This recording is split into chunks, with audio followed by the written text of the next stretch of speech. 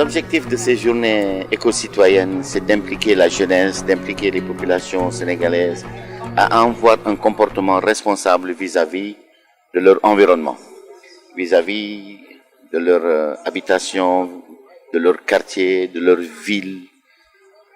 Aussi, de parler aux exploitants, aux pêcheurs, aux exploitants forestiers, aux agriculteurs, aux éleveurs, que la ressource elle n'est pas inépuisable. Nous devons avoir un comportement responsable pour la rendre durable, pour rendre notre développement durable.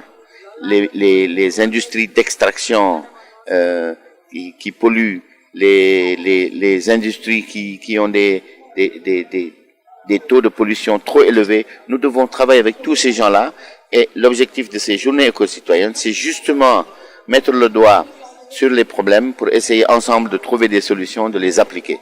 Par le comportement d'abord citoyen et ensuite par le comportement de l'ensemble des populations pour permettre à atteindre des objectifs. Donc par rapport à la climatique, nous agissons un peu dans ce qui est bio et tout ça. Donc vous pensez que ça pourrait être un avenir pour le pays? Bien sûr, parce que la construction en géobéton déjà, qui ne prend que 5% de ciment, 95% de terre et un peu d'eau. Donc cette forme de construction elle-même est écologique dans la mesure où, quand on construit en géobéton, les variations thermiques entre l'extérieur et l'intérieur font qu'on n'a pas besoin d'utiliser beaucoup d'électricité pour la climatisation. On n'a pas besoin il fait toujours bon à l'intérieur d'une maison en terre ou d'une maison en géobéton. Il fait toujours bon.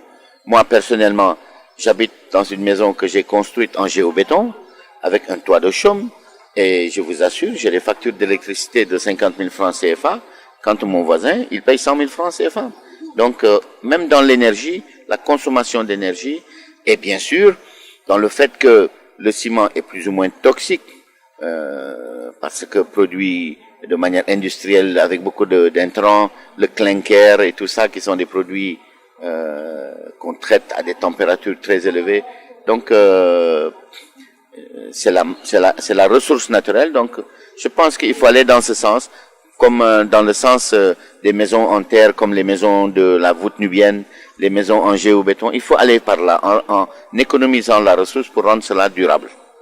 Donc par rapport à l'électricité, quand nous étions un peu dans ce qui est les solaires, est-ce que vous ne pensez pas que le gouvernement doit faire un peu des sacrifices par rapport à ça pour permettre aux citoyens de pouvoir se procurer les panneaux solaires, tout ça? Bon, aujourd'hui, le panneau, heureusement pour nous, qu'il est en train de baisser en coût. Donc, il est en train de baisser parce que la demande est de plus en plus importante. J'ai travaillé avec des spécialistes du solaire qui sont capables de vendre le kilowatt-heure à 65 francs CFA.